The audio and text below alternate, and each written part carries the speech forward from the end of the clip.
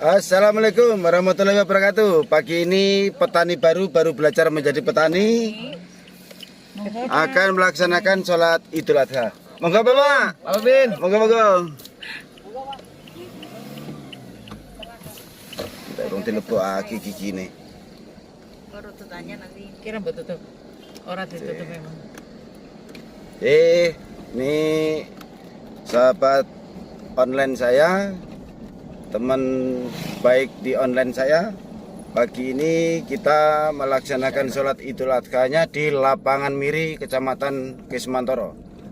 Memang dari rumah agak jauh, tapi kami sengaja untuk melayari itu bepergian agak jauh menuju ke lapangan.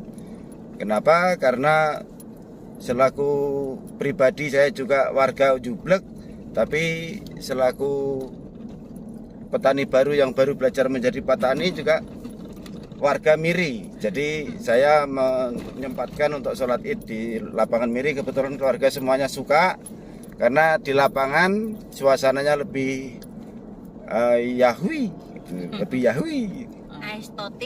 lebih estetik katanya itu yang di belakang. Jadi untuk ibadahnya juga lebih khusyuk. Mudah-mudahan ibadah kita hari ini diterima dan diridhoi oleh Allah Subhanahu wa taala. Amin. Dan Oke. ada Ibu Ratu di belakang. Nah, di belakang ada Ibu Ratu. Nanti kita ikutin seperti apa sih isi ceramahnya tadi di sholat Idul Adha. Kita lanjutkan Ibu acara Ratunya yang berikutnya. Ibu Ratunya. Oke. Ibu Ratunya belum kelihatan. Ini kalau buatan ketok. Tapi ini Tidak mau kelihatan Ibu Ratunya. Ibu Ratunya adalah orang yang paling cantik di dunia ini, adalah yang pernah melahirkan saya, yang melahirkan kami. madu. Oke, kita lanjut ke acara. Lihat dan saksikan, cermati dan pahami. Terakhir kita ambil hikmahnya dalam ceramah Idul Adha 1446 kali ini. Monggo silahkan. Allahu Akbar, Allahu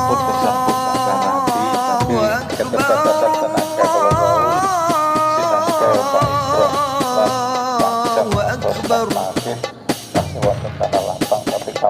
La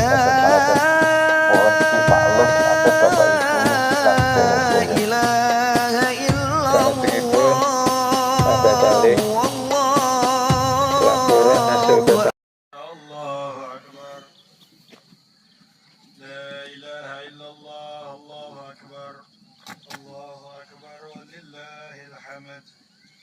الله أكبر كبيرا والحمد لله كثيرا سبحان الله بكرة وأصيلا لا إله إلا الله ولا نعبد إلا إياه مخلصين له الدين ولو كره الكافرون لا إله إلا الله وحده صدق وعده ونصر عبده وأعز جنده وهزم الأحزاب وحده لا إله إلا الله الله أكبر ولله الحمد الحمد لله رب العالمين أحمده سبحانه وتعالى حمد من غرق في بره فاعترف بالعجز عن القيام بشكره وعن أن يقدره حق قدره وأشهد أن لا إله إلا الله وحده لا شريك له المتوحد في ملكه وأمره المنفرد في سلطانه وقهره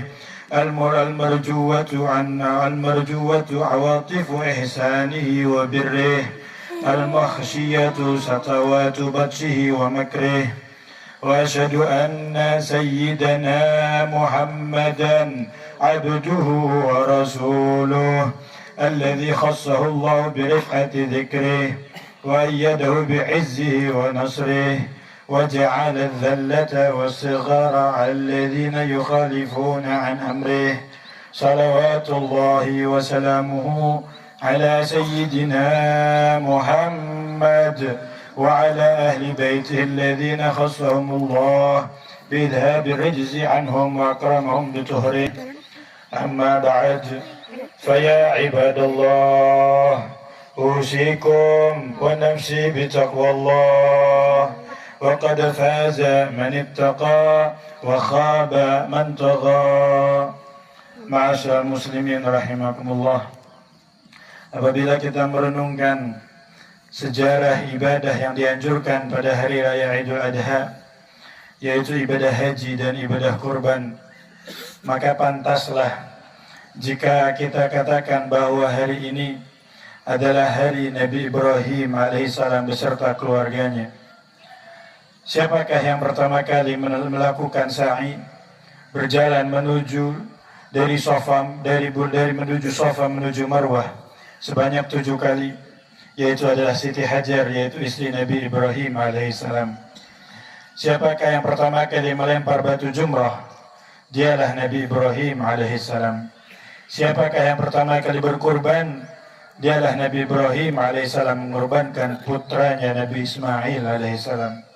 Jika demikian, maka pantaslah bila hari ini kita katakan sebagai hari keluarga Nabi Ibrahim alaihissalam. Betapa mulia keluarga yang ujian keimanannya diabadikan sepanjang masa untuk dijadikan tuntunan dan dipelajari hikmahnya hingga akhir zaman. Ma'asyiral muslimin rahimakumullah. Di masa muda beliau, Nabi Ibrahim diuji untuk mendakwahkan tauhid, seorang diri tanpa satupun penolong selain Allah Subhanahu wa taala. Beliau memulai dakwahnya kepada ayah angkatnya, dan itu diabadikan di dalam Al-Qur'an. "Idz qala li abihi ya abati lima ta'budu ma la yasma'u wa la yubsir wa la yughni 'anka syai'a." Ingatlah ketika ia berkata kepada bapaknya, "Wahai bapakku, mengapa kamu menyembah sesuatu yang tidak mendengar, tidak melihat dan tidak mendapat menolong kepadamu sedikit pun?" Tak henti-hentinya beliau mengajak kepada ayah angkatnya itu hingga ayah angkatnya itu wafat dalam keadaan kafir. Allah Subhanahu wa taala berfirman, "Falamma tabayyana lahu annahu aduwwun lillah, tabarra'a minhu inna Ibrahima la'awwahun halim."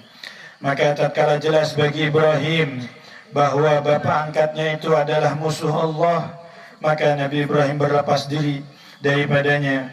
Sesungguhnya Ibrahim adalah seorang yang sangat lembut hatinya lagi penyantun. Beliau juga dengan berani menghadapi raja zaman tersebut, yaitu Raja Namrud, untuk mengajak dakwah dan berdebat kepadanya, hingga Raja Namrud dengan murka memerintahkan untuk membakar Nabi Ibrahim alaihissalam.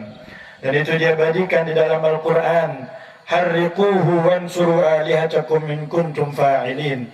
Bakarlah Ibrahim itu, lindungilah Tuhan-Tuhanmu jika kamu benar-benar ingin bertindak.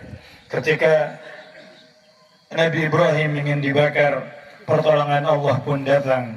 Api yang dibakar untuk membakar Nabi Ibrahim menjadi dingin, dan itu diabadikan di dalam Al-Quran. "Qulna ya naru kuni barda wa salaman ala Ibrahim." Kami berfirman, wahai api, menjadi dinginlah dan menjadi keselamatanlah bagi Ibrahim. Setelah selamat daripada kobaran api, sekali lagi Allah menguji Nabi Ibrahim alaihissalam dengan tidak memberikan keturunan kepada Nabi Ibrahim, hingga Nabi Ibrahim bersama istrinya yaitu Siti Sarah sampai berumur tua tak kunjung Allah beri keturunan. Namun Nabi Ibrahim selalu berdoa dan tidak henti-hentinya munajat kepada Allah. Beliau berdoa, "Rabbi habli minas salihin." Ya Tuhanku, anugerahkanlah kepadaku seorang anak yang termasuk orang-orang yang saleh. Hingga istrinya yang pertama memerintahkan kepada Nabi Ibrahim untuk menikah untuk kedua kalinya dengan perempuan yang bernama Hajar. Dan dari Hajar inilah Allah karuniakan Nabi Ibrahim seorang putra yang bernama Nabi Ismail. Di tengah kegembiraan Nabi Ibrahim dengan dikaruniakannya seorang putra Nabi Ismail, Allah mengujinya lagi. Allah memerintahkan untuk mengucilkan bayi itu, yaitu Nabi Ismail dan ibunya di kota Mekah, sebuah lembah tandus tanpa tanaman dan tanpa penghuni. Nabi Ibrahim alaihissalam menghadapi ujian ini dengan penuh kesabaran. Beliau membawa keduanya ke tempat yang diperintahkan. lalu menunduk dan pergi. Istrinya merasa heran, namun mulai bisa memahami alasannya. Beliau bertanya, Allah alladzi amaraka bihadza, apakah Allah subhanahu wa ta'ala yang memerintahkanmu untuk melakukan ini? Maka Nabi Ibrahim mengiyakan. Maka Hajar pun menjawab, idzan la yudayyi'una, jika demikian Allah tidak bakal menyia-nyiakan kami. Nabi Ibrahim pun pergi dengan hati yang sedih seraya berdoa, Rabbana inni askantu min dzurriyyati biwadin ghairi dzi zar'in inda baitikal muharram. Rabbana liyuqimus salata faj'al af'idatan minan nasi tahwi ilaihim warzuqhum minal thamarati la'allahum yashkurun. Ya Tuhan kami, sesungguhnya aku telah menempatkan sebagian keturunanku di lembah yang tidak mempunyai tanam-tanaman di dekat rumah Engkau Baitullah yang dihormati. Ya Tuhan kami, yang demikian itu agar mereka mendirikan salat, maka jadikanlah hati sebagian manusia cenderung kepada mereka dan beri rezekilah mereka dari buah-buahan, semoga mereka bersyukur. Setelah Nabi Ismail remaja, kembali Nabi Ibrahim diberi ujian dengan ujian yang lebih besar. Beliau diperintahkan untuk menyembelih putra satu-satunya, Nabi Ismail alaihissalam. Yang mengetahui perintah tersebut menguatkan ayahnya untuk tidak ragu melaksanakannya, dan itu diabadikan di dalam Al-Quran. Ya abati f'al ma tu'maru satajiduni insyaallahu minas sabirin. Hai ayahku, kerjakanlah apa yang diperintahkan kepadamu, insyaallah akan kau lihat bahwa aku termasuk orang yang sabar.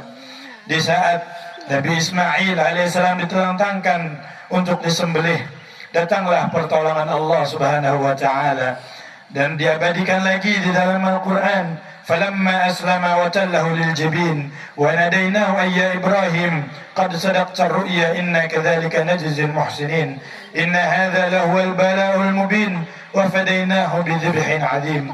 Tatkala keduanya berserah diri dan Ibrahim membaringkan anaknya atas pelepisnya, kami panggil Ibrahim, hai Ibrahim, sesungguhnya kamu telah membenarkan wahyu yang kami turunkan. Sesungguhnya kami memberi balasan kepada orang yang baik. Hal ini benar-benar merupakan satu ujian yang nyata. Oleh karena itu, kami ganti anak itu dengan sembelihan yang sangat besar. Ujian-ujian ini pada hakikatnya adalah untuk mendekatkan mereka ke sisi Allah subhanahu wa ta'ala. Maka ketika Nabi Ibrahim berhasil melalui semua ujian itu dengan tabah, ditinggikanlah derajatnya dan dijadikanlah beliau sebagai pemimpin manusia. Allahu Akbar, Allahu Akbar, Allahu Akbar, la ilaha illallah, wallahu akbar, Allahu Akbar, walillahil hamd. Ma'asyiral muslimin rahimakumullah. Ujian-ujian yang menimpa Nabi Ibrahim alaihissalam ini menunjukkan bahwa tidak ada satupun manusia yang luput dari ujian.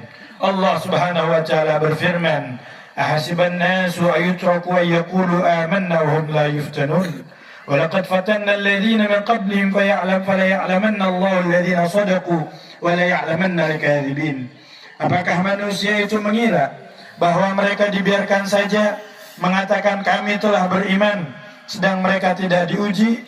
Dan sesungguhnya kami telah menguji orang-orang yang sebelum mereka, maka sesungguhnya Allah mengetahui orang-orang yang benar, dan sesungguhnya Dia juga mengetahui orang-orang yang dusta. Yang membedakan derajat seseorang yang lainnya adalah bagaimana sikap dalam menghadapi ujian. Orang-orang yang memiliki kedudukan tertinggi adalah yang berhasil menempuh ujian yang paling berat dengan tabah. Rasulullah SAW bersabda, inna asyaddan nasi bala'an al-anbiya thumma alladhina yalunahum thumma alladhina yalunahum. Sesungguhnya yang paling berat ujiannya adalah Nabi, kemudian orang yang derajatnya mendekatinya, kemudian yang derajatnya mengikutinya. Ketahuilah bahwa ujian yang menimpa kita bukan hanya berupa kesulitan. Hal-hal yang menyenangkan pun seperti kekayaan, anak dan istri adalah ujian untuk mengukur apakah kita semakin lalai kepada Allah. Karenanya atau kita mensyukuri dengan selalu mengingatnya. Wa nabluukum bisyarri wal khairi fitnatan wa ilaina turja'un. Kami uji kalian dengan yang menyakitkan dan menyenangkan sebagai cobaan. Kepada kamilah tempat kembalimu. Al-Quran penuh dengan kisah ujian para nabi terdahulu. Ada di antara mereka yang diuji dengan kesusahan yang dahsyat. Ada pula yang diuji dengan kesenangan dunia. Semua itu adalah bahan renungan bagi kita agar lebih tabah dalam menghadapi ujian hidup. Semua orang yang merenungkan kisah ujian para nabi akan yakin bahwa pertolongan Allah Subhanahu wa taala pasti datang kepada mereka yang tabah. Buah dari kesabaran yang menghadapi ujian adalah sangat indah. Perhatikan bagaimana Nabi Ibrahim selalu mendapatkan pertolongan Allah di akhir ujiannya. Api yang menjadi dingin, anak di masa tua, Ismail yang ditebus dengan seekor kambing besar ketika disembelih. Dan pada akhirnya beliau diangkat menjadi imam seluruh umat manusia dan kesayangan Allah Subhanahu wa taala. Ini adalah buah kesabaran. Maka beruntunglah orang-orang yang sabar menghadapi ujian Allah Subhanahu wa taala. Semoga Allah menjadikan kita dan anak-anak kita menjadi orang yang sabar dan sukses menghadapi segala ujian dari Allah. Dan semoga juga kita dijadikan orang-orang yang saleh dan salihah, amin ya rabbal alamin. Inna ahsanal kalam wa ablaghan nizam kalamullahil malikil allam. والله سبحانه وتعالى يقول بقوله يهتدي المهتدون وإذا قرئ القرآن فاستمعوا له وأنصتوا لعلكم ترحمون. وقال عز من قائل عليم فإذا قرأت القرآن فاستعذ بالله من الشيطان الرجيم. أعوذ بالله من الشيطان الرجيم. إنا أعطيناك الكوثر فصل لربك وانحر إن شانئك هو الأبتر. بارك الله لي ولكم في القرآن العظيم ونفعني وإياكم بما فيه من الآيات والذكر الحكيم. أقول قولي هذا وأستغفر الله العظيم لي ولكم ولسائر ولوالديكم ولجميع المسلمين فاستغفروه إنه هو الغفور الرحيم. اللهم صل على سيدنا محمد وعلى آله سيدنا محمد.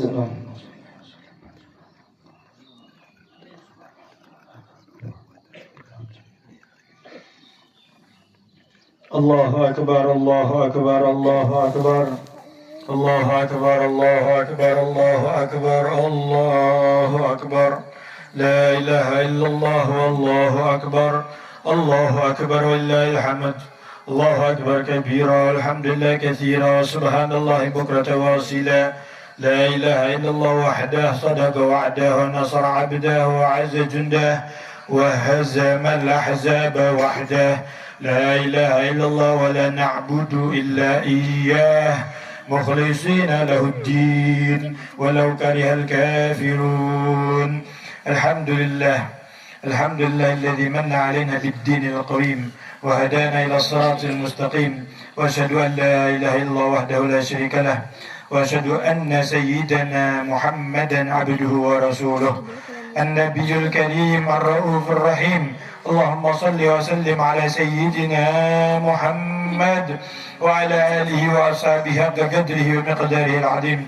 أما بعد فيا أيها المسلمون اتقوا الله حق تقاته ولا تموتن إلا وأنتم مسلمون.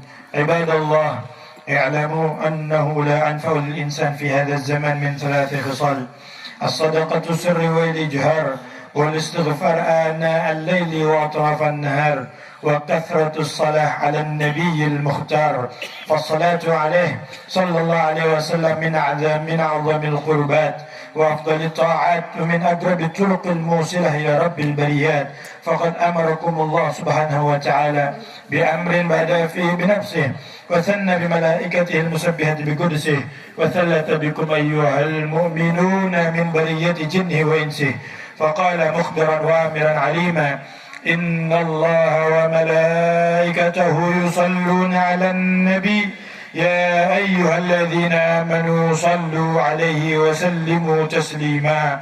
اللهم صل وسلم على إمام الموحدين وعلم المهتدين وقائد الغر المحجلين سيدنا ومولانا حبيب الله ورسوله وأمينه على وحيه وتنزيله أبي القاسم سيدنا محمد بن عبد الله بن عبد المطلب بن هاشم وعلى آله وأصحاب الناصرين لشريعته والمهتدين بهديه المتبعين لسنته وعلى التابعين بإحسان إلى يوم الدين. ورضي الله تعالى تبارك وتعالى عن خلفاء الراشدين الأئمة المهتدين ساداتنا ذو القدر الجليل أبي بكر وعمر وعثمان وعلي وعن أصحاب رسول الله أجمعين وأزواجه الطاهرات أمهات المؤمنين وأهل بيته الطيبين الطاهرين.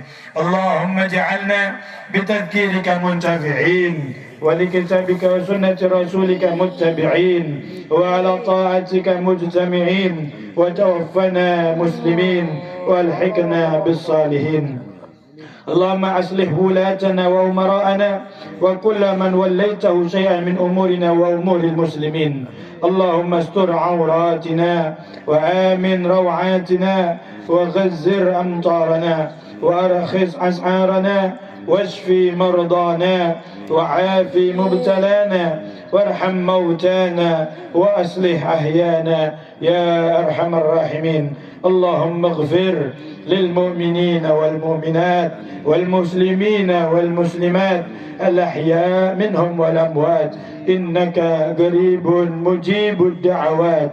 ربنا آتنا في الدنيا حسنة وفي الآخرة حسنة وقنا عذاب النار. عباد الله إن الله يأمر بالعدل والإحسان وإيتاء ذي القربى وينهى عن الفحشاء والمنكر والبغي يعظكم لعلكم تذكرون.